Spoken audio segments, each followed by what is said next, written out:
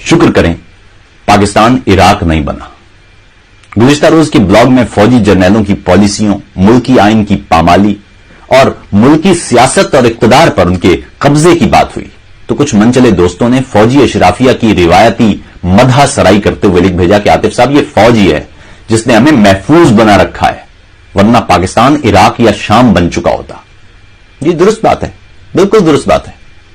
मोहम्मद अली जिन्ना की गाड़ी अस्पताल पहुंचने से कबल ईंधन खत्म हो जाने पर सड़क पर घंटों खड़ी रहने से लेकर लियाकत अली खान को गोली लगने तक, मोहतरमा फातिमा जिन्ना को गद्दार कहलाने से लेकर मुल्क को 1 यूनिट करके एक और तकसीम की राह हमवार करने तक, सन 1971 में हमें महफूज बनाते हुए ही मशरकी पाकिस्तान जैसे गैर जरूरी हिस्से को पाकिस्तान से अलग करने से लेकर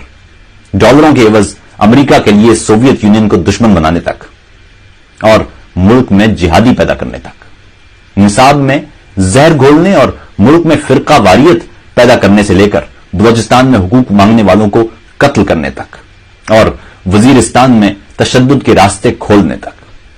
मुल्क से पोलियो की वबा के खात्मे के लिए पोलियो वैक्सीनेशन के साथ मौत की नींद सो जाने वाले कारकुनों से लेकर इंसानी हुकूक और जमहूरियत के लिए बात करने वाले लिखारियों तक, ऐसा कौन सा मकाम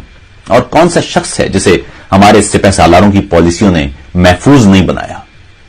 जर्नैलों की बारे में बात क्यों की कि नारे के साथ गालियां देते, घटिया अल्फाज का इस्तेमाल करते और गद्दार के नारे लगाते ये दोस्त यकीनन या तो साइबर विंग के वो मुलाजिमीन हैं जिनको इन दिनों पिंडी वाले साहिबान इंटरनेट पर फौज की जुग्राफियाई सरहदों की हिफाजत पर उजरत इनायत फरमा रहे हैं, या वो जो ज़ियाउल हक के दौर से चली आ रही माशरती अदूम और मुतालिया पाकिस्तान के शहर में मुब्तला हैं और जिनकी आंखें खुलने का नाम तक नहीं ले रही।